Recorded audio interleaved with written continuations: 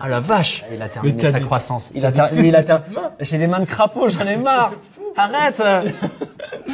C'est très dur de vivre avec ça. Salut, c'est Pablo Mira, l'humoriste, chroniqueur, muse pour certains sculpteurs. Ce que vous voyez là, c'est mon incroyable format dans lequel je reçois une invitée, un invité et avec qui je reviens sur son quotidien. Qu'est-ce que c'est qu'une journée type, du réveil au coucher? Ça commence tout de suite et ça s'appelle ton quotidien. Mathias, la première question, on va attaquer tout de suite. Qu'est-ce que tu faisais ce matin à 11h27 précisément? Je te demande de t'en souvenir. J'ai été en train de perdre sur un court de tennis. Je me suis fait laminer ce matin. C'est Par qui? terrible. Par un très grand champion? Un yeuve en plus. C'est vrai? Ah ouais, genre vraiment une pipe. Et je suis Sur quoi il t'a eu techniquement? Pas physiquement, parce que t'aurais pu l'essouffler. Ouais. Non, là, techniquement, vraiment. J'ai commencé le tennis sur le tard et non, lui, ça fait depuis qu'il est tout petit qu'il joue et non, j'avais pas assez d'arguments là. T'as une vie de sportif, mais j'ai l'impression qu'il y a trois sports un peu qui reviennent et qui sont en train de se battre entre eux pour essayer de monopoliser ton temps. Il y a le BMX, évidemment. La course à pied. Ouais. Monsieur fait des marathons en dessous de 3 heures. Ça fout un peu la haine. J'ai découvert ça hier. J'avais la haine parce que j'ai rentré le marathon en 2 jours, moi, de mon côté. Voilà. Et en scooter. Et troisièmement, il y a le tennis. T'en es où, toi, dans cette pratique? Franchement, même dans ma vie, je sais pas où j'en suis là. Après, Je suis perdu, Pablo. Putain. frérot. Non, mais fin de carrière, on va dire officielle, fin décembre là. Et depuis, j'ai beaucoup plus le temps de faire d'autres sports. Et je kiffe trop en vrai. T'as l'air d'être vraiment passionné par le BMX déjà parce que tu t'y es mis tôt. Puis quand on voit le nombre de titres, parce que tu as eu quand même 10 titres de champion du monde, Ouais.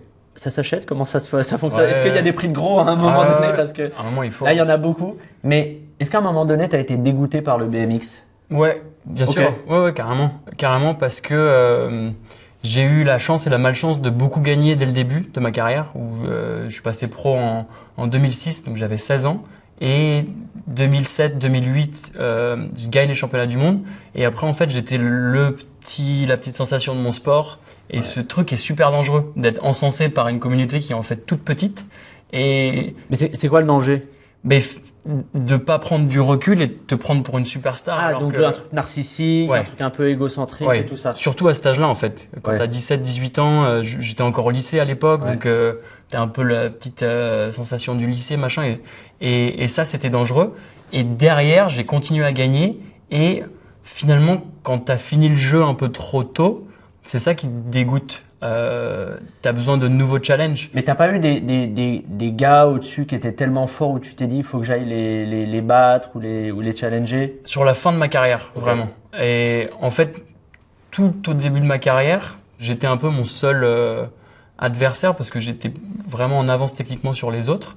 Et c'était un sport à jugement. C'est toujours un sport à jugement. Du coup, si tu te mets à beaucoup gagner, les juges, ils ont tendance à te noter beaucoup plus durement si tu as beaucoup gagné avant. T'as été un peu bâché un peu par beaucoup de jurés. Ouais. Et ça a pu me dégoûter du BMX à un moment. Mais en fait, t'étais pas dégoûté du BMX, t'étais dégoûté du circuit, de la façon dont on pratique les compétitions. Exactement. J'étais là, et pourtant je bossais tellement pour faire mes programmes de run et tout ça, et j'avais l'impression que on se foutait de moi limite parce que j'avais trop gagné. Il y avait ce truc de frustration, un moment qui m'a fait passer à une autre discipline du BMX qui est le street. Mais t'as jamais été dégoûté par l'objet lui-même du BMX et t'en peux plus parce que tu passes trop d'heures dessus et qu'en fait t'es dégoûté? Ça non, parce que regarde, aujourd'hui j'en fais presque autant qu'avant parce que je kiffe être sur mon vélo et juste j'ai plus ce but de gagner les compétitions. Mais non, c'est vraiment, ça restera mon amour de. Ça reste un mode d'expression un peu, j'ai l'impression pour toi. Ouais, carrément. Je suis très content de te recevoir dans cet épisode. Pourquoi? Bon, je me suis rendu compte que t'étais très très cool. Trop cool peut-être. Trop beau aussi, ça c'est un problème. Il y a les tatouages, le mec fait 1m84, il est bon partout, ça c'est pénible pour les gens comme moi issus de la communauté des hobbits. Je fais sache que c'est pénible pour nous au fait. Et troisièmement, il y a un truc vraiment qui m'a touché, c'est que je trouve que ta discipline et la façon dont tu la pratiques, c'est un point de rencontre assez joli entre mine de rien le sport et l'art. Vous recherchez la performance et aussi un peu la créativité et la beauté il y a un truc qui est beau dans votre discipline. Donc j'étais assez content de me dire qu'on allait se rencontrer aujourd'hui parce que c'était pas que du sport pur et dur, quoi. Je suis très, très content de te rencontrer aujourd'hui aussi. Est-ce que tu connais le concept du podcast ou pas? Est-ce que tu as potassé de ton côté? J'ai potassé mon pote. J'ai regardé l'épisode avec Xavier Niel ce matin. Ouais, ok. Alors on va peut-être pas t'interroger autant sur le business que Xavier, sauf si t'es venu avec un gros chèque, une chemise blanche rentrée dans le pantalon. Mais sinon, on va... Après, t'es trop beau, les épaules elles sont larges et tout, ça fout la haine. On peut pas faire un truc en post-prod pour réduire en fait le gabarit du beau gosse. Moi j'avais une première question, enfin une deuxième question. J'avais prévu et en fait je me suis rendu compte qu'elle ne marchait pas. Ma première question c'était, alors ces journées de retraité, on aime ou pas? Et en fait je me rends compte que le gars, il a dit qu'il allait à la retraite mais il n'est pas complètement à la retraite. Est-ce que tu peux nous expliquer où t'en es dans ta vie? C'est la France, on peut pas vraiment être à la retraite comme ça, tu vois. Tu peux dire parce que tu es trop jeune, tu as 16 ans. Ouais. Tu peux pas. Tu sors de 3e ou je sais pas, mais non mais c'est-à-dire qu'on est dans un entre-deux un peu dans ta vie professionnellement, j'ai l'impression. Tu peux nous expliquer où t'en es? Carrément. Alors moi depuis 5 ans, j'ai vraiment envie de finir ma carrière au top niveau. Ça c'était super important pour moi parce que j'ai vu plein de sportifs de différentes disciplines essayer de gagner un ultime titre et de pas y arriver, je sais pas, Nadal dans le tennis ou des choses comme ça. Et je trouve ça trop triste d'avoir une carrière de ouf et de pas arriver à finir clean. Ouais. Et je m'étais dit, vas-y, ces 10 titres, c'est vraiment un objectif à aller chercher. Et quand j'y arrive, j'arrête. Et j'ai gagné mon 9e titre en 2021 à Montpellier. En 2022, je me casse la cheville. En 2023, je fais 3e. Et en 2024, je me dis, bon, vas-y, on arrête les frais. C'est mon dernier essai. Et j'ai gagné miraculeusement à Abu Dhabi devant les Japonais qui étaient archi favoris. Et je me suis dit, très bien, c'est terminé pour les compétitions UCI. Mais je le savais que la compétition, ça pouvait me manquer. Donc, je garde le droit de réserve de faire des compétitions qui ne sont pas dans le circuit UCI. Ouais. On peut expliquer juste ce que c'est le circuit UCI? UCI, c'est l'Union cycliste internationale, donc qui organise toutes les compétitions de cyclisme à travers le monde, le Tour de France, les championnats du monde de descente, de BMX flat, tout ce que tu veux. Et je trouve que c'était beaucoup de contraintes pour moi de continuer ça, donc j'ai décidé de tout arrêter. J'ai plus de licence Fédération française de cyclisme. C'est 40 € qu'on récupère au passage. Franchement, bien. De la saison, ça fait plaisir, ça paye un resto. Je te jure, c'est vrai, ça se prend.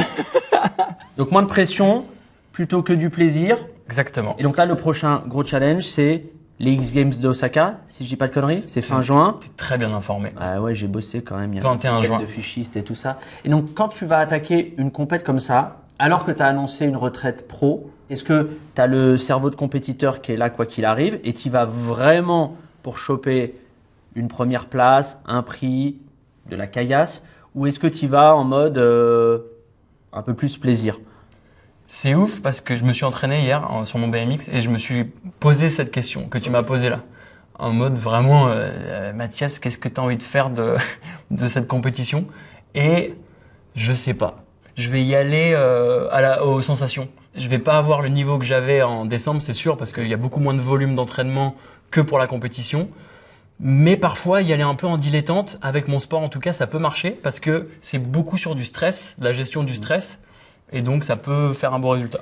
Ce qui est trop bien aux X Games, là, le format, c'est un format de meilleure figure, best tricks en American. Ouais, la traduction est bonne, exact. Ouais, mon pote. Et j'ai fait LV2 anglais. Et c'est un format qui est cool parce que c'est un peu, tu jettes les dés là. T'essayes une figure que t'as jamais globalement rentrée et t'essayes d'aller la chercher au moment. Mais tu sens, est-ce que tu arrives à sentir un peu, même si c'est un peu tôt, que si tu chopes une place qui est pas la première place, un truc en bas du podium ou autre, en fait, tu vas être tranquille avec ça. Ou ça va te faire chier aussi parce qu'en fait, t'es un compétiteur né.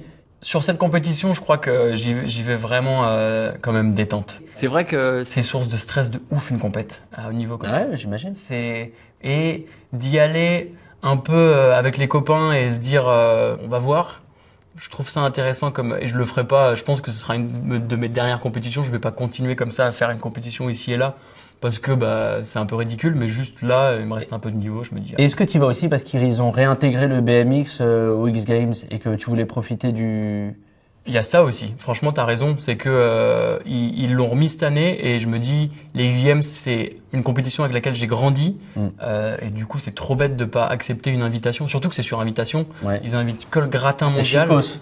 Donc, c'est cool de... Ah, c'est très chicos. Ouais. Putain, j'ai pas été invité non plus. Bon. T'as pas reçu, toi, l'email? Non, j'ai été invité aux autre chose. Vente de KFC, enfin, tu vois, ça, c'est un autre truc. On va attaquer les journées. À quoi ressemblent tes journées? On commence très simple avec le réveil. Moi, j'avais une question qui était, est-ce que tes pensées au réveil, elles ont changé depuis que tu as annoncé ta retraite pro? Pas depuis que j'ai annoncé ma retraite pro, depuis que j'ai des enfants. Ah. Ça, c'est plus du tout la même chose. Ah non. À quoi on pensait avant les enfants et maintenant, à quoi on pense maintenant qu'ils sont là? Mes journées, elles ont vraiment évolué ces 15 dernières années parce qu'il y a 15 ans, je me levais avec un mal de tête de ouf parce que j'adorais faire la fête et donc mes premières pensées c'était aïe aïe aïe, Ouais. il est où le Doliprane les frères. Après, il y a eu la prise de conscience, donc les pensées de ma journée c'était on va aller boire un verre d'eau avec du citron et aller faire mon petit yoga pour être le plus performant possible. Et aujourd'hui, je me fais réveiller par un mec de 2 ans et demi qui me crie dessus à 6 heures du mat. Donc ma première pensée c'est oh putain. Alors de coach de vie, mais un peu violent. Sur la matinée, est-ce que il y a un truc que tu fais tout le temps, une routine matinale que tu fais tout le temps, que ce soit jour off, jour taffé, à l'autre bout du monde, en France, à Reims? Est-ce qu'il y a une routine? Ouais, je fais des pancakes à mon gosse. J'allais dire du gainage et au fait pas du tout. Au fait, c'est vraiment on fait de la nourriture. Je fais des pancakes à mon petit de 2 ans et demi et après on fait je fais du 10 minutes d'étirement tous les matins. Ça Ok. j'ai gardé le truc parce que ça a changé ma vie. J'ai eu des problèmes de dos toute ma carrière Ouais. et juste de faire 10 minutes on peut appeler ça du yoga si on veut ou de la mobilisation, ça a changé toute ma vie. Ça t'a enlevé des douleurs, des choses comme ça et c'est tout. fou, vraiment. Ça je prends parce qu'il faudra que tu m'envoies une petite routine parce que Mais j'ai ma un petite problème. routine. J'ai le nerf sciatique actuellement. Je suis en train de te parler. J'ai le nerf sciatique qui part de la sève droite jusqu'en bas de machin. Voilà. J'ai l'impression qu'il y a quelqu'un qui met du tabasco dans ma jambe. J'ai trop mal. J'ai une petite morning routine C'est vrai sur YouTube comme un bon influenceur. Ouais, il faut que tu me l'envoies parce Je que te l'envoie. j'ai des Je te douleurs et l'envoie. tout ça. Franchement. Donc ça part en étirement, c'est ce qui te permet de. Pancake étirement. Maintenant, qu'est-ce qui a changé dans tes matinées, à part ce réveil avec les enfants, depuis que tu es officieusement à la retraite? Je vais souvent jouer au tennis maintenant. Ok. Et j'avais pas vraiment le droit avant, parce que tu peux te péter au tennis. Ouais. Donc c'est ça qui a changé. Sur les chevilles et tout ça, j'imagine Ouais, que les exactement. blessures communes qui peuvent Ouais. là, c'est Musculaire aussi. Ouais, c'est vrai. Ouais, il y a vraiment de Un la gros casse. claquage ou un Ouais. truc comme ça et tout. Ouais. Ok. Et ça, tes sponsors, ils aiment pas que tu fasses trop d'autres sports que ton sport. Donc ça a changé parce que je peux m'en donner un cœur joie du coup. Je peux aller me faire un claquage quand je veux Ouais, maintenant. tu dis à la maison, désolé, je pars 2 heures, je vais me faire un claquage. J'arrive les gars. C'est le plaisir de se faire mal autrement. Mais c'est quoi les très très grosses blessures qu'il y a dans le BMX, plutôt le BMX flat? C'est quoi les grosses blessures qui peuvent arriver? Tu peux très facilement te faire une cheville. Moi, je me suis pété 3 fois la cheville gauche là. Et ma plus grosse blessure, c'était en street et je suis tombé sur la tête. Ça, c'était vraiment. Et là, pas parce que drôle. tu as fait un saut où il y avait Ouais. quoi, 2 mètres Il y avait 2 mètres, ouais. Il y avait 2 mètres. Éclataxe le visage. Franchement, je me suis éclaté. C'était aux États-Unis. C'était pas le jour le plus glorieux de ma vie, ça. Pas cool. Mettez un casque, les jeunes. Ceci dit, le truc tu t'es éclaté le visage et tout, c'est un peu un mal pour un bien parce que maintenant, comme tu as du bitume dans le visage, je sais pas si on peut voir. et Ouais. C'est par là, le bitume, c'est pas un tatouage, c'est genre un peu beau gosse. Et puis l'histoire, elle est un peu. Si, arrête. Pas beau gosse du tout. Regarde ça. Mais si, c'est bien. Parce qu'en plus, comme tu as les tatouages et tout ça, c'est un peu raccord et tout ça. Moi, j'ai une vieille cicatrice que je me suis fait avec une marmite à l'ancienne que ma grand-mère pied noir nous avait donnée. J'ai 7 points de suture dégueulasses ici. L'histoire est pas la même, au fait. C'est ça le truc. On n'a pas les mêmes blessures, tu vois. On a les blessures qu'on mérite. C'est ça. Les blessures de cassos un peu. Attends, c'est quand ta date officielle de prise en retraite, circuit, UCI et tout ça? 21 décembre 2024. 21 décembre. T'as vu, Tu l'as. Est-ce que depuis le 21 décembre 2024, il y a des fois où tu ne montes plus du tout à vélo et ça arrive que tu passes un jour sans faire de vélo? Ça arrive même une semaine maintenant. Avant, j'étais ouf si je faisais pas du vélo tous les jours. Parce que t'as l'impression que quand tu remontes sur le vélo qu'il y a un truc qui a changé, que t'es pas performant et c'était assez relou parce que sur les 2 dernières années, j'avais des gosses, j'avais d'autres projets et du coup parfois je pouvais pas faire du vélo tous les jours et c'était pas bon pour mon mental franchement. Et ça, c'est quelque chose que tu arrives à beaucoup mieux gérer. En faisant d'autres sports. Tu penses que t'es atteint de ce truc-là, la bigorexie, là, qui est un peu dans l'air du temps, Oui. tu vois, depuis 2 ans. Les Arazu, là. C'est le côté, depuis, on est dépendant au sport. On n'est pas dépendant au sport, on est dépendant aux hormones que le sport nous nous fait sécréter. Et genre là, c'est quoi? C'est la dopamine, c'est l'endorphine, c'est. Je sais pas, toutes celles que tu as citées, ouais. En fait, c'est juste, moi, ça me fait sentir bien, en tout cas dans ma tête et dans mon corps, après avoir fait du tennis ou de la Oui, mais course à la pied. question, c'est est-ce que si tu fais pas une semaine de course à pied, de tennis et tout ça, tu sombres en dépression? Ouais, c'est sûr. Ah, C'est sûr. donc tu vois, tu as peut-être un truc. Mais c'est pas peut-être, c'est sûr hein, que je me suis entraîné à haut niveau pendant 20 ans, pendant les 20 dernières années, à aller chercher tous les jours le meilleur de moi-même et du coup à sécréter ces hormones. Et tu peux pas t'arrêter en fait du jour au lendemain. Il faut petit à petit ralentir.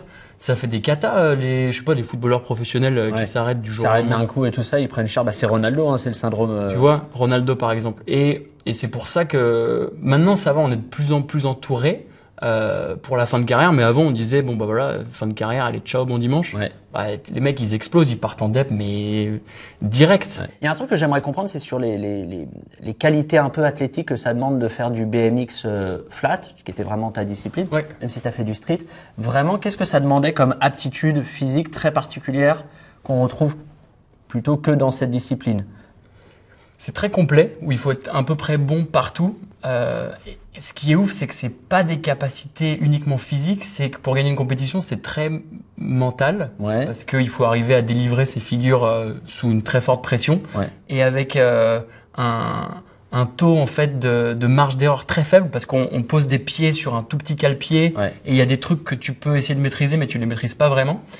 Et surtout, comme tu disais, c'est un sport très créatif, donc tu es dépendant aussi de ton cerveau. Ok. De voir est-ce que tu vas réussir à inventer une figure qui va révolutionner un peu ton sport. Ouais. Et donc, pour gagner des compétitions, il faut forcément un physique, donc un peu de cardio, un peu être fort sur les jambes et le dos pour tirer, ça c'est sûr. Toi, en plus, t'as pas un physique qui est plutôt pas des masses compatibles non, je suis trop grand, T'es ouais. trop grand. Ouais, je suis trop grand pour faire du vélo, d'où les Yes. problèmes de dos. Et mélanger à ça la créativité. Et ça, c'est super intéressant parce que tu peux pas provoquer ça. Donc parfois, il faut aller, je sais pas, aller voir une expo d'art, aller voir un concert pour voir d'autres choses. Et après, tu reviens sur ton vélo et Et tu t'inventes crées une figure. autre chose et Mais tu c'est transposes quelque chose, une forme, un schéma que tu as vu ailleurs. Et ça arrive à des moments, mais zinzin, tu vois, genre, je sais pas, sur des toilettes pendant un dîner où t'es en train Donc, ouais, je te jure, je te jure. Et c'est trop bien parce que c'est des choses non provoquées. j'ai l'impression qu'il faut presque avoir un cerveau de mec de Formule 1 ou de boxeur. Il y a un truc de Ouais. coordination qui est assez dingue quand même dans cette discipline. Ouais, de très vite gérer une situation où tu as une prise de décision très rapide à faire. Et ça, c'est le plus gros avantage que tu peux avoir dans ce sport, c'est prise de décision très rapide. J'ai maté les vidéos de tes performances, que ce soit à Montpellier ou même des trucs. Tu avais fait un truc avec une horloge là, avec Red Bull, ça s'appelle. Merde, j'ai oublié le nom de la performance. Time Machine. Time Machine, Ouais. où tu faisais des figures sur les aiguilles qui Ouais. reproduisaient des spots qui reproduisaient les aiguilles d'une montre et tout ça. Et vraiment, je me suis dit, franchement, on n'est pas très loin de l'art. Ça m'a fait penser au cirque, ça m'a fait penser au tango, la façon dont tu danses avec un vélo. On a l'impression que le vélo, c'est le ou la partenaire, tu vois. Est-ce qu'il y a un moment donné, tu trouves que tu es plus dans l'art que dans le sport à proprement parler? C'est presque du 50-50 en fait. On est vraiment sur du sport qui est aussi de l'art, où l'esthétique est super importante pour moi. Encore plus aujourd'hui où j'ai plus de compétition à gagner et il n'y a plus du tout ce truc d'aller chercher des points techniques, performance. Donc là, moi, je suis complètement, presque maintenant à 75% dans l'artistique, quoi. Le côté créatif, tu continues à aller le chercher. Ouais, je trouve ça super intéressant. Bah, surtout que tu peux après toujours faire des projets vidéo avec tes partenaires, à Ouais. mettre sur Instagram, toujours pousser ta discipline un peu différemment que juste gagner des compétitions. C'est pour ça que j'ai arrêté aussi. C'est que je pense que je suis plus utile à un autre endroit qu'à une compétition pour ma discipline aujourd'hui. Là, il y a deux grosses activités, trois en fait dans ta vie. Il y a il y a toujours un peu la compétition, les X Games. Il y a la Farm, qui est le lieu que tu as monté avec 5-6 autres Oh, les personnes. 5 en banlieue de Reims, Ouais. dans la campagne. Est-ce que Exactement. tu peux nous pitcher le concept de la Farm? Bien sûr, c'est un lieu événementiel autour du sport. Donc globalement, on a acheté une ferme et 15 hectares de terrain. La ferme, on l'a rénovée pour en faire des lodges. Sur le terrain, on a mis des infrastructures sportives qui vont de terrain de paddle à un dojo, à un skatepark pour faire du BMX. Et on a un restaurant sur place qu'on monte avec Juan Arbelaez, Ouais. qui est un très bon copain. Et globalement, l'idée, c'est d'en faire des stages sportifs là-bas, des séminaires d'entreprise. Et c'est aussi ouvert à tous ceux qui veulent venir faire du sport dans la banlieue. Mais tu vois, comment tu te positionnes sur ce projet-là? Parce que tu peux pas faire j'allais dire du coaching à temps plein. Ça demande trop de temps, trop d'attention, trop de machin et tout. Comment tu te positionnes un peu? Je fais de la coordination avec tous mes potes athlètes qui veulent faire des stages. Donc nous, on leur fournit en fait clé en main les infrastructures. Eux, ils ont juste à venir, ils font le stage et tout le monde est content de passer du temps avec ce sport. Tu veux leur offrir le bon cadre, agréable, bien foutu. Exactement. Franchement, le sport en France, c'est pas forcément sexy. Moi, je voulais vraiment créer un endroit. Le spot, il est ouf. T'es au milieu de la montagne de Reims. Les chambres, elles sont hyper premium. La bouffe, elle est chambée. Les infrastructures, elles sont trop belles. Donc, tu viens là-bas et tu fais ton sport comme un Américain, en fait. Sur tes matinées, tu les remplis avec quoi généralement? Du sport? Du sport? Non, pas que du sport. J'adore accompagner mon môme à la crèche le matin. Ça, c'est vraiment mon kiff. Petit promenage de chien, petit tennis et après, en vrai, tu gères un peu le business, hein, les petits emails et tout ça. Comme t'as la belle vie quand même. Hein. Ouais. Hein, les matinées, elles sont bien. Ouais. Elles sont chill, sympa, famille, sport. Mais j'ai bossé pour avoir la belle vie. Ouais. Mais pas tomber dans les. Non, c'est vrai que t'as charbonné. Non, mais c'est un vrai truc. C'est que quand on se penche sur ta vie, c'est que tu t'y es mis tôt. T'as beaucoup bossé. On a l'impression qu'il y a eu un point de bascule en 2008. C'est ça, le sponsoring avec Red Bull et tout ça. Où là, vraiment, ça t'a donné t'étais déjà pro, je pense, à ce moment-là. J'étais déjà pro, mais je gagnais très mal ma vie. Et si Red Bull n'était pas arrivé avec ce contrat en 2008, qui était mon premier contrat, c'était un budget voyage illimité. C'était trop chouette. Globalement, j'avais le numéro de l'agence de voyage de Red Bull. Ouais. Et je leur disais, Martine, ça s'appelait pas Martine, mais on va dire qu'elle s'appelait Martine. Ouais. Demain, il faut que je parte à Tokyo. Ouais. Il me faut un billet d'avion, un hôtel et j'avais ça Ce numéro, est-ce que tu l'as encore dans ton portable? C'est la question que je pose. Est-ce que tu l'as ou pas? Est-ce que Je vais te l'envoyer avec ma routine. Ça peut m'intéresser. Parce que le Cap Vert, au fait, j'aimerais emmener Mamour au Cap Vert cet été. Et si tu as des contacts sur tout ce qui est prix dégriffé, au fait. Je vais te proposer quelque chose, c'est très simple. C'est des dilemmes entre des choses qui sont dans ton quotidien. Et tu me dis ce que tu préfères instinctivement. Est-ce que tu préfères les quais de Seine ou la montagne de Reims? La montagne de Reims. Tu préfères la fête ou la sieste? La sieste. Ouais, ça, c'est un vrai daron. Est-ce que tu préfères rouler à Bastille tout seul au lever du soleil ou faire une démo devant 20 000 personnes à Tokyo? Rouler à Bastille tout seul au lever du soleil, mais de loin. Il est resté humble. Et puis ça coûte moins cher en termes de voyage pour Red Bull pour Martine. Ouais. Normalement, Bastille. Est-ce que tu préfères tourner une pub pour Red Bull en hélico ou refaire du BMX sauvage comme au début? Bon, on tourne une pub pour Red Bull en hélico. Ça rapporte plus, hein. À un moment donné, la moula, ça béton. Est-ce que tu préfères le mannequinat ou le cinéma? Le mannequinat. Le cinéma, on n'a pas trop aimé? J'ai kiffé, mais un job de mannequin, c'est beaucoup plus facile à avoir qu'un job de ciné. Franchement, c'est l'angoisse, un casting de ciné. C'est vraiment chaud. Et moi, quand j'ai fait les castings pour MILF, alors que je pense être quelqu'un... MILF, c'est une comédie française. Hein, c'est pas, je me permets, c'est pas un film avec Manuel Ferrara, parce que là, dit comme ça fait un peu coquin. Pardon, t'as bien fait de le préciser. Le premier casting, moi, que j'ai passé, c'était la cata. Tu sais que j'étais censé faire l'hélicoptère avec ma tub. Tu devais faire... Attends. Attends, je veux comprendre. Tu devais faire l'hélicoptère avec ta tub, mais genre vraiment? Non, genre mimé, tu vois. Parce qu'il y a une scène du film, c'était un des trois mecs qui est un peu bourré. Et il commence à faire l'hélico avec sa bite, avec une chaussette accrochée dessus. Bien sûr. Et à un moment, la chaussette part.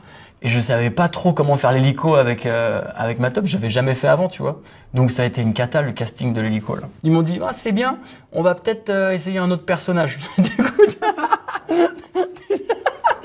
Et attends, est-ce que tu as montré ton pipou pendant le casting ou pas? Non, j'ai pas montré mon pipou pendant le casting. Ah, ça va, t'es resté... Non, je suis resté... Moi, je partais pour et puis on m'a dit non. Digne et élégant un petit peu, c'est bien. Ah ouais. Prochain dilemme, est-ce que tu préfères le fils de Montpellier ou les X-Games de Saka? Le fils de Montpellier, bien sûr. Est-ce que tu préfères un nouveau tatouage ou une nouvelle perf filmée? Un nouveau tatouage, parce que ça veut dire une nouvelle expérience rigolote. Aujourd'hui, je me fais tatouer que quand il y a eu un truc rigolo, tu vois. Ok, c'est quoi le dernier tatouage en date? La naissance de ma fille. Il a des abdos, le bâtard. Attends, fais voir. Live and Let Live. C'est une chanson qui est Live and Let Die, et c'est un jeu de mots avec son prénom. Pour la prochaine question, je vais te demander de te faire plaisir. C'est une question que je pose à tout le monde, c'est sur le déjeuner. Si tu devais inviter 5 personnes vivantes, mortes, fictives, réelles, proches, éloignées, anonymes, qui tu veux, pour un déj d'anthologie, qui tu mets autour de la table avec toi? Je mets mon sportif préféré, c'est Roger Federer. Et en plus, tu as échangé des petites balles avec Roger, j'ai vu ça. J'ai échangé des balles avec Roger. Et qu'elle a échangé des balles avec Roger. Je t'invite toi, Pablo, parce qu'on n'a jamais dîné ensemble, mais je suis sûr qu'on peut bien rigoler. Un prince. J'ai l'impression qu'on peut passer des bonnes soirées avec Pablo Mira. Et troisième, franchement, ma meuf, parce qu'elle est vraiment drôle. Ouais. Et Alex Jumelin, C'est qui? Alex Jumelin, c'est le mec qui m'a vraiment mis le pied à l'étrier en BMX, et sans lui, je serais pas là. Et la dernière personne. Est-ce que c'est pas plutôt Evelyne Thomas qu'on devrait inviter? Ah ouais, Evelyne, mais bien Sans sûr. déconner. Evelyne, mais bien sûr. Pourquoi? Parce que je connais la bio du monsieur. Est-ce que tu peux expliquer aux gens comment on est arrivé au BMX grâce à C'est mon choix? Écoute, 2002, Exact, l'année de la Coupe du Monde. je viens d'arrêter le foot parce que mon coach il était horrible. Il pensait entraîner le PSG et il entraînait le Sporting Club d'Épinay-sur-Orge. Et je tombe devant cette émission où il y a un mec qui présente son métier, parce que c'était ça, C'est mon choix, c'était tu présentais un peu tes passions, ton témoignages et passion vie pro. Et ce mec il faisait du BMX flat. Et direct je me suis dit putain mais c'est Il était ça. fort ou pas de mémoire? Il était fort, Ah ouais. fort et je l'ai rencontré derrière ce mec, Sébastien Bonneau. Et derrière mes parents pour Noël ils m'ont offert un BMX. Et là où j'ai eu de la chance, c'est à 5 minutes de chez mes parents, il y a un mec qui donnait des cours de BMX. C'était le seul endroit en Europe où il y avait un club de BMX. Et là, les étoiles se sont alignées ce jour-là. Ah, mais je pensais pas que tu avais pris des cours de BMX. Je pensais que c'était un peu le profil autodidacte et tout ça. J'ai commencé dans la rue tout seul, les 6 premiers mois, avec mes potes. On avait un groupe de potes inspiré par Jackass, on s'appelait les Riders in the Shit. Et t'étais qui dans Jackass? Parce qu'il n'y avait pas de mec beau dans Jackass. Tu peux pas être Bam Margera, tu vois, tu peux pas. Attends, il y avait qui? Johnny Knoxville. Johnny Knoxville. Ah, et moi j'étais fan de Johnny Knoxville quand même. Mais ouais, ça a été un truc très très fort culturellement dans le milieu du BMX, Jackass ou pas? Ou c'était juste votre bande de potes? Bah, c'était plus ce truc MTV États-Unis où nous ça nous faisait rêver de ouf, tu vois. Je me pose la question d'un truc, c'est que j'ai l'impression qu'il y a presque une culture BMX. Si tu devais donner des éléments de cette culture un peu l'espèce de package global où tu es sûr de retrouver les mêmes éléments, tu mettrais quoi dedans? BMX, skate, surf, musique punk, Sum 41, Sum 41, à Green Day. l'époque, Green Day bien sûr. Il y a des Vans. Il y a des Vans, ça c'est sûr, t'as des tatouages, la fête beaucoup. C'est quoi le tatouage un peu cliché qu'il y a dans cette culture-là? Bon, tu sais, rock'n'roll, hein. Ouais, moi, j'ai marqué, c'est mon premier tatouage, j'ai marqué rock'n'roll. T'es sur pas mon allé bras. chercher Non. bien loin. Et tu vois, je suis tombé dessus, et maintenant le R s'est transformé en K, et il y a marqué cock'n'roll, ce qui ne veut pas dire la même chose. Non, c'est une autre approche. Et là, tu vois, j'ai Bruce Lee qui lit un livre. Bruce Lee, un livre. Tu vois, là. Waouh, le jeu de mots éclaté. Il s'est transformé en tatouage d'avant-bras. Et Wow. regarde, on a mis un moustique là, et ce que je savais pas, c'est que si tu regardes un peu de loin, Vas-y. on dirait sa tub. Et du coup, ça, j'en suis pas hyper fier. Ouais, mais alors Bruce Lee qui serait en train de bander au fait techniquement. c'est une catastrophe. Ouais, c'est pas très. Non, ouais, qu'est-ce qu'il y a d'autre? Il y a un peace. J'ai une, Un point j'ai une américain, dame- il y a la bagarre un peu. Ouais. J'ai une dame là avec des Un peu pin-up avec et des tout. nichons. Et regarde, si tu fais les biceps, ça lui fait grossir les nichons. Poup, c'est un tatouage interactif. J'ai l'impression que le cahier des charges, c'était d'aller chercher pas loin. Vraiment, c'est ça. Non, vraiment. Donc, t'as des tatouages, il y a des Vans, il y a du Sum 41. Qu'est-ce qu'il y a d'autre dans le package? Il y a les copains. Ça, c'est très Il y important. a un truc de camaraderie, Ouais, vraiment. ouais, c'est un truc de ouf. Ok. Ouais. Et c'est ça que j'ai préféré dans mon sport, c'est de parcourir le monde avec. Oui, on était pro et oui, on était à vouloir gagner. Ouais. Mais putain, on a rigolé. T'as jamais eu des grands performeurs solitaires un peu dans cette discipline? Non. Un peu à part? Non, parce que c'est un milieu qui est très bâtard, parce que si t'es pas bankable, les sponsors ils te suivent pas. Ok. Et du coup, de toute façon, même si t'es trop fort, tu peux pas gagner ta vie juste en gagnant des compétitions. Il y a pas, l'industrie elle est pas assez forte, donc il faut être un minimum cool et avoir une bonne image. Et du coup, ça veut dire être quand même assez sociable et tout, donc ça fait le tri de ouf. Est-ce qu'il existe une personne qui est très très fort techniquement et qui s'est jamais inscrit dans le circuit des compétitions, dans les... Grave. Et ça arrive dans plein de sports, le skate, le surf, Ok. le BMX, où à la base, en fait, ça vient tous de la même culture, qui est une contre-culture, Ouais. où la compétition n'était même pas une raison d'être. Et d'ailleurs, quand le skate, le BMX, le surf sont arrivés au JO, pour tout un pan de la scène, c'était l'antéchrist, quoi. Et comment tu t'es positionné là-dessus? Parce que toi, t'es arrivé, c'était encore un peu underground et tout, tu vois, et tu as assisté vraiment à la popularisation et puis au côté le business se fédère. Comment tu te positionnes un peu là-dessus? Moi, j'ai tenté d'être le médiateur en fait entre la scène qui voulait pas et entre la scène qui voulait trop. Il fallait pas vendre notre âme au diable non plus parce que ces grosses infrastructures comme le CIO ou les grosses marques, c'est pas que pour nos beaux yeux qu'elles sont là. Il y a clairement un but économique derrière. Pour les JO, c'était ce qu'il a dit Thomas Barr à son discours d'intronisation, c'était de rendre les jeux plus urbains et plus jeunes. La visibilité pour nos sports, c'était incroyable. Tu vois bien en septembre, à la rentrée en septembre 2024, tous les clubs de BMX étaient pleins. Ah ouais, c'était blindé. On a dû refuser plein de monde. Donc en fait, j'ai essayé de jongler entre ces deux trucs-là. Et toi, l'entre-deux que tu essayes d'incarner, est-ce que c'est plutôt le BMX se porte bien, c'est-à-dire qu'il grossit, mais sans trop se compromettre, ou alors il se compromet un peu trop? Non, je pense que le BMX n'a pas assez grossi aujourd'hui. Je pense qu'on peut faire mieux. C'est trop de niche encore pour toi en ce moment? Moi je pense, ouais.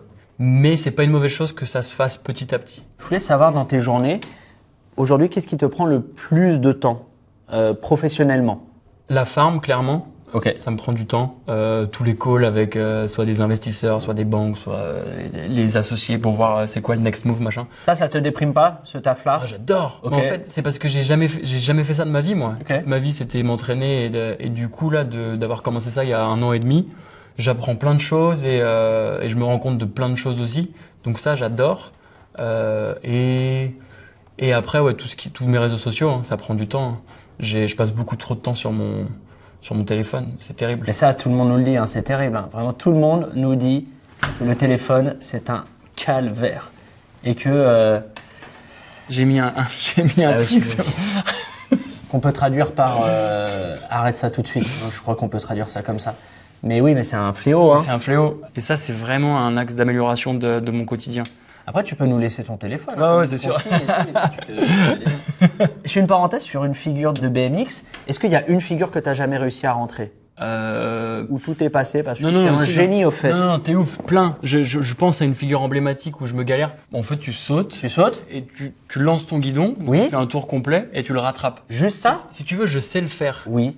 Mais très mal par rapport à ce que je devrais être capable de faire avec cette figure. Donc, j'ai jamais été aller chercher des concepts autour de cette figure. C'est marrant, c'est très paradoxal. Je sais pas si c'est mes mains, j'ai des très grandes mains ou je sais pas. Fais voir tes mains, s'il te plaît. Ah la vache! Il a terminé Mais sa croissance. J'ai les mains de crapaud, j'en ai marre. Arrête. C'est très dur de vivre avec ça. T'arrives à écrire et tout? La proprioception, j'ai des petits problèmes. C'est vrai, excusez-moi. C'est méchant. Vous êtes méchant en fait aujourd'hui, alors que ça va faire une saison qu'on bosse ensemble. C'est compliqué. Pensez à inviter quelqu'un de moche là pour le prochain épisode, et de petit au fait et de grabataire. Question, dans ton quotidien aujourd'hui, bon, il y a moins de stress, même s'il y a quelques prépas de compète et tout, mais il y a beaucoup moins de stress. Qu'est-ce qui te met la pression dans ton quotidien vraiment aujourd'hui? Ce qui me met la pression, bien sûr, c'est l'éducation de mes enfants. Franchement, Ok. J'ai envie de la réussir. Parce que je pense que mes parents l'ont bien fait avec moi. Et ils ont trouvé vraiment le juste milieu entre me laisser vivre un peu ma vie, me laisser ma chance d'être pro en BMX, qui est complètement con, et me dire il faut quand même aller au bac. Et ça, j'ai vraiment envie de le refaire avec mes enfants. Et bien sûr, mon projet à la farm, que ça réussisse, tu vois. Ça te met la pression concrètement, ou c'est juste de la vigilance et ça te prend de l'énergie et de l'attention? Pour moi, c'est un projet qui est tellement important pour le sport en France, sans prendre le boulard, tu vois, que je trouve ça important que ça réussisse pour montrer qu'il y a un modèle économique alternatif qui peut exister aux fédérations. Séquence suivante, très simple. Si des objets de ton quotidien pouvaient te parler, qu'est-ce qu'ils te diraient à toi? Je vais te donner une liste d'objets. Tu me dis, qu'est-ce qu'ils te diraient à toi? Vas-y. Et il n'y a pas de filtre. Je te demanderai de la sincérité et de l'authenticité. Toujours. Ton BMX, qu'est-ce qu'il te dirait? Le BMX principal, à mon avis, tu as 17 modèles différents. Ouais, mon BMX principal, en ce moment, il dirait monte plus sur moi, mon pote. Parce que je lui monte plus beaucoup dessus au BMX. Trop au tennis club. Hein. Ouais. J'ai l'impression. Ton sac à dos, qu'est-ce qu'il dirait? Mon sac à dos, Ouais. il dirait d'un peu moins l'utiliser lui. Parce que Malheureusement, j'ai toujours un rythme de vie où je voyage énormément et je sais que c'est pas bon pour la planète et je m'en excuse. Et voilà. Moi, j'ai envoyé 2 messages hier. T'es qu'un traître. T'es qu'un traître à l'écologie. Que te dirait ton casque? Le casque de protection, pas le casque Bluetooth, machin et tout. Hein. Il me dira rien parce que j'en ai pas. J'ai même pas de casque. Tu n'as pas acheté un casque? J'ai pas de casque, je te jure. Et ça, c'est très grave par contre. Là, je te juge. C'est-à-dire que tu as un enfant. Tu pourrais lui faire croire que tu as un casque. Tu achètes un casque, tu dis, tu vois, papa, il a un casque aussi, tu vois. Tu le mets jamais, tu vois, derrière et tout. That's a deal. Que te dirait ton 10e trophée de champion du monde? 10. Il me dirait, t'en as mis du temps. Parce que 3 ans, c'est long sur le dernier. J'ai trouvé ça long en tout cas. Que te dirait ta raquette de tennis? T'as encore des progrès à faire, mon pote. Je joue beaucoup trop au tennis pour mon niveau. Franchement, je suis un cintre, une pipe. Et pourtant, je joue tous les jours. Et en plus, t'as eu un cours de Roger Federer. Ouais. Putain, le GOAT. Franchement, oui. T'es sûr que c'est le GOAT ou pas? Bien sûr. Parmi les 3, tu dirais que c'est le GOAT? Et bien sûr. Alors là, il n'y a pas de débat. Je lance le débat en commentaire. Nadal, Federer, Tsitsipas. Je tente Tsitsipas, je sais pas pourquoi. Mais donnez votre avis. Que te dirait ton miroir? Elle est dure celle-là, de pas être un connard sur cette question. Bien la cicatrice. Ah, voilà. Ouais. Mais tu vois, je t'avais dit que c'était un truc, ça fait genre ouais, c'est chiant et au fait, c'est stylé. Ouais, bien la cicatrice. Est-ce que tu as fait tes devoirs normalement? Il y a une consigne qui t'a été peut-être transmise de nous ramener un objet de ton quotidien. Ouais, il se fait pas chier, c'est au doigt. C'est quoi? Franchement, c'est un coq ring. Ouais. J'ai ramené mon god. C'est quoi? C'est une petite bague. Alors, c'est pas du tout un truc sponsorisé parce que je suis pas du tout sponsorisé par cette marque, mais ça s'appelle Oura Ring. C'est connecté, j'ai l'impression. Ouais, c'est on voit des petits capteurs à l'intérieur. Exactement. Donc en fait, ça. Évidemment, sur les doigts de crapaud qui n'ont pas terminé leur croissance. Le mec, il peut mettre 2 doigts. Il peut mettre une cuisse. Il peut mettre une cuisse dans cette bague. Il peut se faire une attelle. Alors dis-moi, vas-y, explique-moi le concept. C'est en fait une bague connectée qui mesure ton sommeil et ton activité pendant la journée. Ça m'intéresse. Et qui, du coup, te donne envie de mieux dormir et te donne plein d'informations trop cool. Combien de temps t'as dormi, combien de temps t'as rêvé, combien de temps t'as eu dans le sommeil profond. Et je trouve que ça t'encourage à mieux dormir. Pour mieux dormir, il faut finir de manger au moins 3 heures avant de se coucher. Okay. Comme ça, en fait, t'as fini ta digestion et au moment où tu dors, tes battements cardiaques sont déjà lents. Ouais. Là, j'ai un grand professionnel. Ah non, ça m'intéresse parce que je vois, là, c'est l'aspect sportif, hygiène de vie et tout ça qui ressort. Et en fait, c'est très intéressant cet objet parce que tu vois dès que tu fais un petit écart, si tu manges tard, par exemple, si tu finis de manger à 23h et que tu vas au lit à minuit, c'est fou. Les battements cardiaques, pendant les 2 premières heures de ton sommeil, ils descendent très doucement. Okay. Et du coup, finalement, ton rythme cardiaque ne va jamais très bas et donc t'es pas assez reposé. Ce qui est encore plus dingue, c'est avec l'alcool. Et moi, je bois toujours des petites bières, des verres de vin. Je suis pas du tout en mode terroriste de l'alcool, mais une bière. Ouais. Tu prends 10 battements cardiaques par minute. C'est imbattable. Ouais, c'est un truc de ouf. Tu dors vraiment nettement moins bien après avoir bu de l'alcool le soir. Et encore une fois, je pèse mes mots, je continue à boire de l'alcool, mais c'est ouf que ce soit autant libre service comme ça alors que c'est un poison de... Oui, c'est la grande drogue légale. C'est fou. Mais à l'échelle planétaire, quoi. C'est ouf, hein. Il y a un truc que tu as évoqué dans, je sais plus quelle interview, c'était la mémoire musculaire. Ouais. Ça, c'est un vrai truc. La nuit, encore une fois, on en revient hein, avec le sommeil. Le cerveau, il apprend en fait, il ingère des choses pendant la journée, qui processe pendant la nuit, et le lendemain, en fait, t'as le résultat. Je vais prendre un exemple d'une figure. Le lundi, vraiment, pendant 6 heures, tu fais ta figure, t'essaies de la filmer, t'es proche, mais t'y arrives pas. Tu te dis mais c'est pas possible, et tu te rends fou et tu essaies de changer des choses, mais ça marche pas. Tu dis bon, tu dors. Le mardi, tu reviens à 14 heures sur le spot. Au 3e essai, tu rentres la figure. Et tu te dis, mais qu'est-ce qui s'est passé? Je pense que c'est des trucs dont on n'a pas assez parlé avant. C'est sur le bien-être mental des sportifs. Où avant, c'était juste des machines, tu vois, qui étaient là pour délivrer le jour J. Mais les mecs, ils faisaient un peu la fête en loose day. Pour décompresser, tu vois, parce que c'est impossible de... Et aujourd'hui, les coachs mentaux te disent, il te faut en fait des moments de décompression pour... après, genre, pouvoir délivrer le jour J. C'est moins de la mémoire musculaire, mais en tout cas, de laisser de l'espace cognitif. Pour pas être tout le temps en tension, ouais, exactement. en contrôle, Ouais. en maîtrise et tout ça, quoi. Exactement. Et ça peut passer aussi par d'autres disciplines sportives un peu annexes que tu fais en loisir et en détente, quoi. Super important aussi ça. Je vais te demander des choses, une série de questions. C'est le meilleur moment dans une journée pour faire plusieurs choses. Tu vas voir, ça sort comme ça. Je suis chaud. Il n'y a pas de bonne ou de mauvaise réponse, mais il y a des bonnes réponses quand même. Le meilleur moment pour jouer avec son enfant. Le matin. Et c'est certainement pas de 18h à 20h. C'est des ouf à cette heure-là. Je sais pas, c'est peut-être le sucre qui monte au cours de la journée, machin et tout. Il y a des vrais problèmes de comportement, en fait, ça, on n'en parle pas assez. Le matin, c'est sûr. Le meilleur moment pour se faire un nouveau tatouage. Bah, quand même en soirée un peu allumé. C'est là que t'es vraiment créatif. C'est là que t'es bon. Est-ce que tu as déjà confié un tatouage à quelqu'un qui était lui-même bourré? Oui. Ah oui. Lequel? Oh là, laisse tomber. Hein. Ouais, il y a déjà celui-là qui est facile à montrer. Il y a marqué Poupoupidou parce que je voulais faire Marilyn Monroe au Je crois début. qu'il n'y a aucune lettre, hein. Je suis désolé. Si, Il y a marqué Poupoupidou, mais on ne reconnaît Si. aucune lettre. En fait, au début, je voulais me faire tatouer Marilyn Monroe et mon pote, il me dit non, je suis pas en état de tatouer Marilyn Monroe. Donc, et Marilyn Monroe, elle dit Poupoupidou tout le temps. Donc, on a marqué Poupoupidou. Ouais, puis à la fin, on sent que ça s'effondre. La personne n'avait plus de... Tu sens que, regarde là, il n'y avait plus de force, en fait, dans le poignet parce que l'alcool était trop présent. Donc, ça fait ça. Ça s'effondre. Non, il y a un trait qui part comme ça et tout. Le meilleur moment pour se faire retirer du bitume du visage. À 17h à San Diego. Hein. On aime, hein. Ouais. Le meilleur moment pour rechercher des nouveaux tricks. Sur les toilettes à 9h30 du matin. Non, c'est vrai ou pas? Ah ouais. Tu jures que c'est un Ah moment ouais. où ça peut Oui, venir? oui, ça vient. Les idées, bien Oui, sûr. les idées. bien Ouais. sûr. Le meilleur moment pour réfléchir à la décision de prendre sa retraite. Très tôt dans ma carrière, c'était une question que les journalistes me posaient très souvent, c'est qu'est-ce que vous allez faire après votre carrière en BMX? Parce qu'ils pensaient pas que c'était une voie de professionnelle de faire du BMX. Donc à 19 ans, on me demandait déjà ce que j'allais faire après le BMX. Donc très tôt. Est-ce que tu te souviens du moment où tu as pris la décision d'arrêter, en tout cas les grandes compétitions officielles?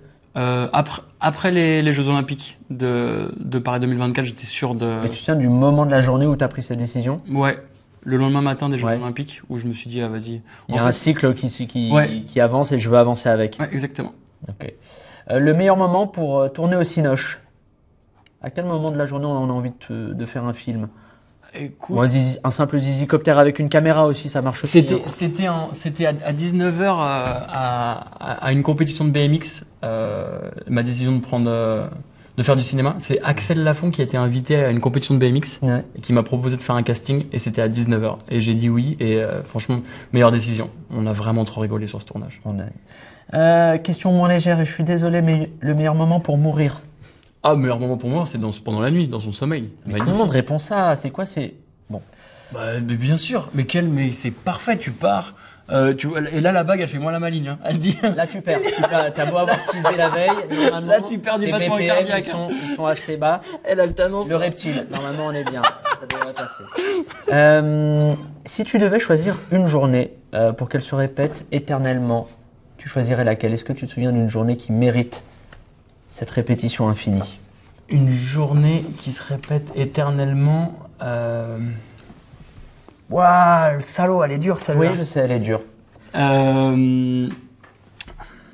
Je pense le jour où j'ai porté la flamme olympique devant la Tour Eiffel. C'était hyper émouvant pour moi d'avoir cette opportunité. Et en plus, t'étais pas genre au Trocadéro, magnifique esplanade Ouais. et tout, très, Ouais. très, très, très, très stylé. Tony et le CIO, ils m'ont fait un putain de cadeau ce jour-là. Tony, c'est Tony Estanguet, hein, mais moi je l'appelle Oui. Tonio. Tonio. Ah, c'était trop cool cette journée. Donc ouais, why not, celle-là. Ok, j'aime. Mathias, merci infiniment d'être venu. C'était très cool. La promo, je rappelle quand même, il y a un livre, Figure du bitume. C'est vrai ça. Rapport au fait qu'il y a une Ouais. petite cicatrice avec du bitume dans le visage. C'est chez Flammarion. 10 fois champion du monde, on rappelle toujours un petit peu le palmarès, c'est pas rien quand même. Et les X Games d'Osaka, rappelle-moi les dates, je suis désolé. Non, t'inquiète, c'est le 21 juin à Osaka. 21 juin. Et ouverture de la farm là en juillet. Donc venez faire du sport en Champagne, ça va être trop bien. Très cool. Merci infiniment d'être venu. Tu C'était viendras. très bien, j'ai aimé. Merci, je t'aime. Moi aussi je t'aime, même si t'as des toutes petites mains. Arrête. C'est trop dur. Si vous avez aimé... Pardon, excuse-moi Mathias, je crois que t'es un petit peu dans le champ, s'il te plaît. Si vous avez aimé cet épisode avec Mathias, épisode de qualité, il s'est ouvert et en même temps il est Ouais, on sait c'est beau, on sait que c'est beau tout ça. Pensez à laisser un pouce, un commentaire qui fait sympa. Exact. On s'abonne à la chaîne pour donner de la fuerza, la force, comme on dit en espagnol. Allez, Beko, pousse-toi un tout petit peu s'il te plaît. Voilà, comme ça.